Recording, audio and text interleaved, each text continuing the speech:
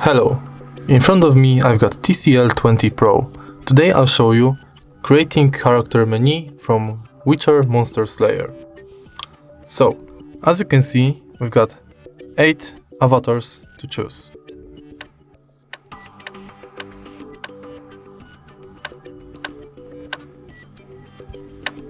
Let's choose this one. Choose your name.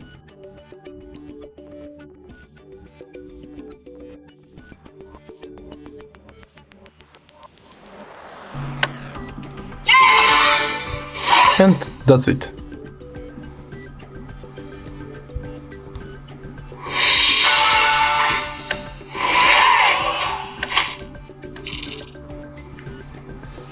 If you find this video helpful, please leave like, comment and subscribe.